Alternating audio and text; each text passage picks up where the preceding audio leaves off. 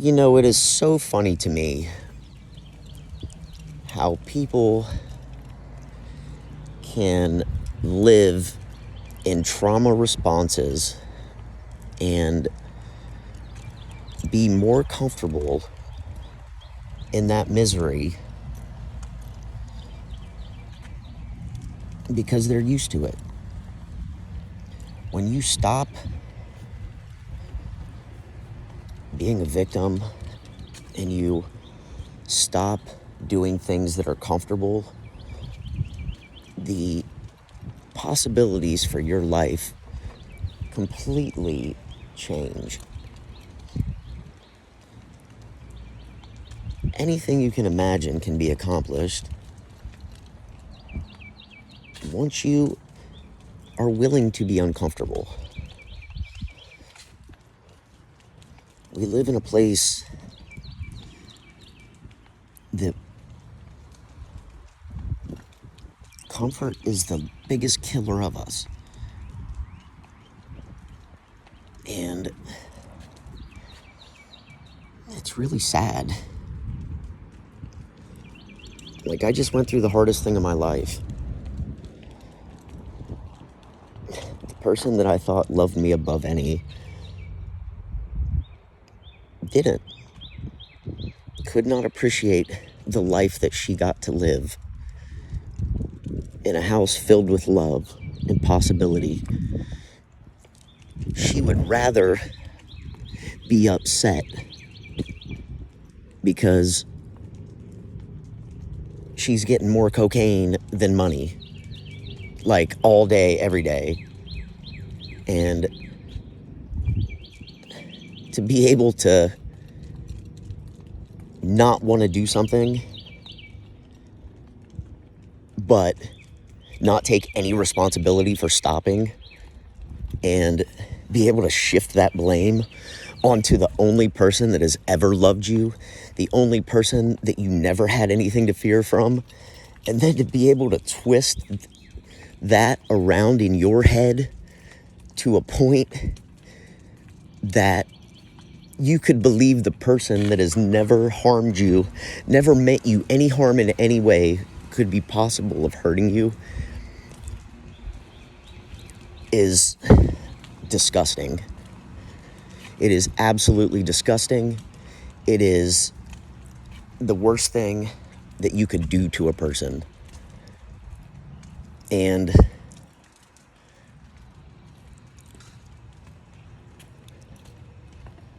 I've recently learned, if you want to see how you feel inside, go look in the mirror. If you're wondering what someone feels like inside, just take a look at them. Because it doesn't matter what they say or what they do or what they don't do or how you perceive anything. We live in our minds. Like, that's where you live. You live in your head. And you can either have that a pleasant space, or it can be the biggest hell you've ever experienced. But to be more comfortable, miserable, looking for sympathy, and able to twist someone's undying affection, someone's genuine love and commitment,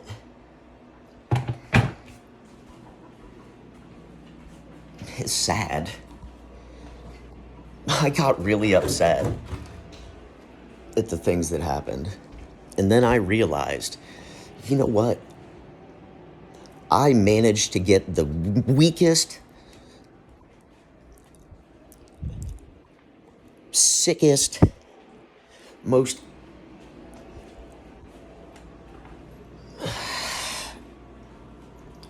fake, hurtful, deceitful person to actually stand up for themselves for once. In 42 years, they lived in trauma. Well, sorry. For 30 years, they lived in trauma. And then they had the most amazing person come into their life and completely change it for the better.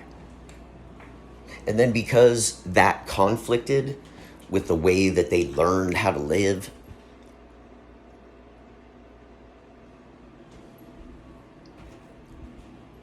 they were able to take someone that loved them and never once questioned their commitment or their trust. Never once. Until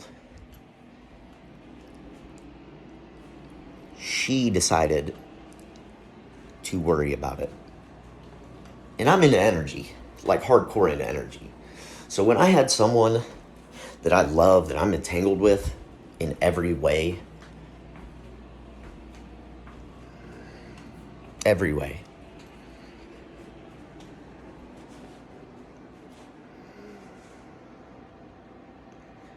be able to lay next to me and suffer and lie about it because she's afraid, because her parents fought constantly and she was unable to say the things that she needed to say to the only person that talks to her with respect, that always lifted her out of any issue she had. Anytime she was going through anything bad, I was there. And then as soon as I start doing something amazing, it's uncomfortable. Yeah. Yep, sure was. But the discomfort that you were feeling was nothing like the discomfort I was feeling. So to turn yourself into the victim of this whole thing, fucking disgusting.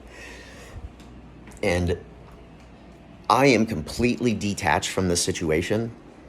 I am in each moment being the best me I can be.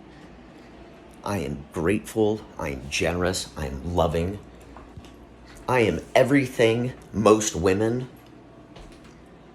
want a man and a husband to be. And you know what? There's some things I do that aren't. I like to party. I like to stay up all night fucking. I like to be an artist in all of my respects, because that is what a full life is. You can't have a full life without having some addiction to something. You can't have a full life without giving yourself completely to another and making yourself completely vulnerable, because you can't experience love when you're guarded.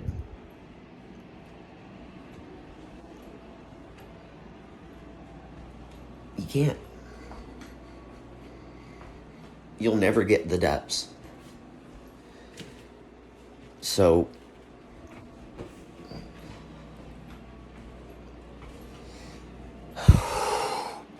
because I understand that your reactions are trauma-based, because your parents fought all the time and you hated that and you wanted to avoid it, and then every other asshole man you ever with fucked around on you,